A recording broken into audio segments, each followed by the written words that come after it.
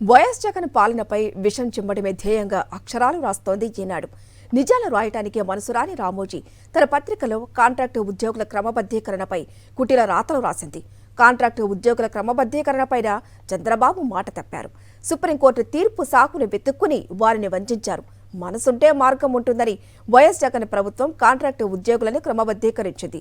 ఈ credit YS జగన్కు ఏమాత్రం దక్కరాదని మరోసారి ఇది జగన్ క్రమబద్ధీకరణ అంటూ ఈనాడు పత్రిక ద్వారా అక్షర విషయాన్ని చెమ్మింది.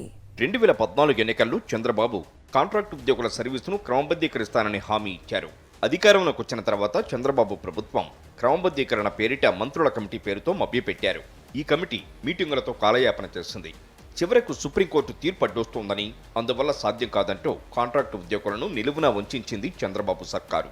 అయితే అందుకు భిన్నంగా వైఎస్ జగన్ ఎన్నికల్లో ఇచ్చిన హామీ ప్రకారం కాంట్రాక్టు ఉద్యోగుల సర్వీసు క్రమబద్ధీకరణ చేస్తూ నిర్ణయం తీసుకుంది. దీన్ని అమలు చేస్తుంటే ఈనాడు రామోజీ తప్పు పట్టడాన్ని ఉద్యోగులే జీర్ణించుకోలేకపోతున్నారు. ఈరోజు తండ్రికి మించిన తనయుడుగా జగన్మోహన్ రెడ్డి గారు ఆయన చెప్పిన మాట ప్రకారం అందరికీ, ఈవెన్ మంత్రుల కమిటీ, మీ అందరికీ తెలిసి మంత్రుల కమిటీ 5 years కండిషన్ పెట్టింది. 2014 నాటికి 5 ఏళ్ళు కంప్లీట్ అయిన వాళ్ళకి మాత్రమే చేయాలని చెప్పి ఆ కండిషన్ కూడా తీసేయడం వల్ల 4,000 మంది బెనిఫిట్ అవుతారంటే ముఖ్యమంత్రి గారు కూడా ఆ కండిషన్ కూడా తీసేసి అందరికీ మేలు చేయాలంటే, వీళ్ళని ఎక్కువ మందిని మేలు చేయాలని తపన ఉన్న వ్యక్తి కాబట్టి ఈరోజు అందరికీ మేలు చేశారు. నిబంధనల పేరుతో అర్హులను తగ్గిస్తున్నారంటూ మరో అవాస్తవ వార్తలను రాసింది ఈనాడు. రిజర్వేషన్లు, రోస్టర్ పాయింట్లు పాటిస్తూనే కాంట్రాక్టు ఉద్యోగుల సర్వీసుల క్రమబద్ధీకరిస్తోంది వైఎస్ జగన్ ప్రభుత్వం. చంద్రబాబు చేతకాని పనిని వైఎస్ జగన్ ప్రభుత్వం చేసి చూపించింది.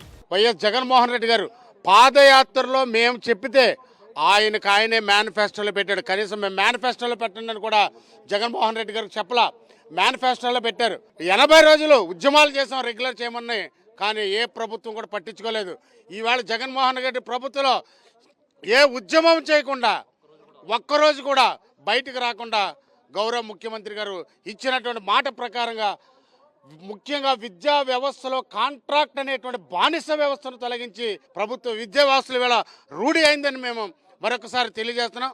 సీఎం వైఎస్ జగన్ ఇచ్చిన మాట ప్రకారం అర్హులైన కాంట్రాక్టు ఉద్యోగులను క్రమబద్ధీకరించడానికి ఆర్థిక శాఖ చర్యలు తీసుకుంది. ఎన్నికల కోడ్ ముందే క్రమబద్ధీకరణ ప్రారంభించారు. మార్గదర్శకాలను 13/12/2023 సర్క్యులర్ మెమో ద్వారా విడుదల చేసింది వైఎస్ జగన్ ప్రభుత్వం. క్రమబద్ధీకరణ కోసం రూపొందించిన సాఫ్ట్వేర్లో ఉద్యోగులు తమ దరఖాస్తులను నమోదు చేసుకోవాలని స్పష్టం చేసింది. అర్హులైన సుమారు 10,000 మందికి పైగా కాంట్రాక్టు ఉద్యోగుల క్రమబద్ధీకరణకు జగన్ ప్రభుత్వం చర్యలను తీసుకుంది. ఇప్పటికే వైద్య ఆరోగ్య శాఖలో 3,000 మందిని క్రమబద్ధీకరించారు. మిగతా వారికి అవకాశం ఇచ్చే క్రమంలో ఈ ప్రక్రియ కొనసాగుతోంది. చంద్రబాబు సర్కారు హయాంలో కాంట్రాక్టు ఉద్యోగులకు అన్యాయం చేస్తే వైఎస్ జగన్ పాలనలో వారికి న్యాయం జరిగింది. కాంట్రాక్టు ఉద్యోగుల సర్వీసు క్రమబద్ధీకరణ కోసం ఆర్థిక, మానవ వనరులు, ఆరోగ్య, ఐటీ శాఖల మంత్రులతో 9/9/2014 జీవో 3080 ద్వారా కమిటీని చంద్రబాబు ప్రభుత్వం ఏర్పాటు చేసింది. 5 ఏళ్లుగా మంత్రివర్గ కమిటీ సాగదీయడమే ధ్యేయంగా పనిచేసింది. చివరకు సుప్రీంకోర్టు తీర్పు బూచిగా చూపించి క్రమబద్ధీకరణ సాధ్యం కాదని చేతులెత్తేసింది. కాంట్రాక్టు ఉద్యోగులకు ఇచ్చిన మాట తప్పింది.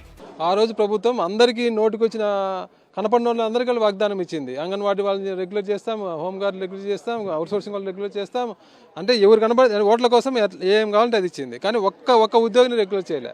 కానీ ఈరోజు జగన్మోహన్ రెడ్డి గారు చెప్పిన మాట చెప్పినట్టు అమలు చేసి నిరూపించుకున్నారు. కాబట్టి 2019 ఎన్నికల్లో కాంట్రాక్టు ఉద్యోగులను క్రమబద్ధీకరిస్తామని మాట ఇచ్చారు వైఎస్ జగన్. ఇచ్చిన మాట ప్రకారం న్యాయమైన, చట్టపరమైన చిక్కులను అధిగమించి కాంట్రాక్టు ఉద్యోగులను క్రమబద్ధీకరించారు వైఎస్ జగన్.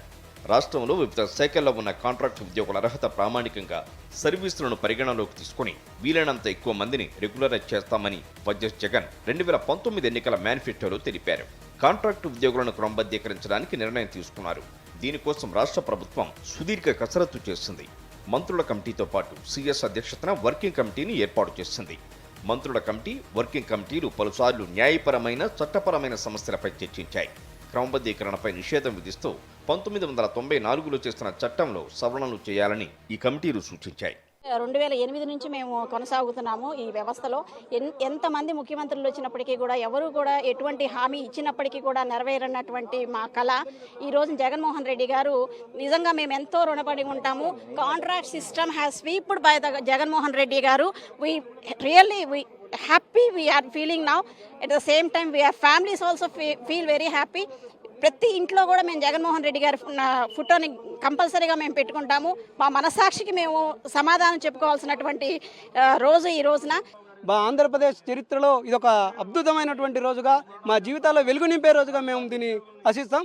అనేక సందర్భాల్లో జగన్మోహన్ రెడ్డి గారు మీరు అయిపోతారు అంటే మేము ఆలోచించినాం. ఈరోజు ఒక అద్భుతమైనటువంటి కార్యక్రమాన్ని నిర్వహించి మేమందరం కూడా మా కుటుంబాలందరి పక్కన జగన్మోహన్ రెడ్డి ఫోటో దేవునిగా ఆరాధిస్తామని చెప్తూ, క్రమబద్ధీకరణకు ఎటువంటి చిక్కులు ఎదురుకాకుండా ఉండే విధంగా న్యాయపరంగా అన్ని అంశాలను జగన్ ప్రభుత్వం పరిగణలోకి తీసుకుంది.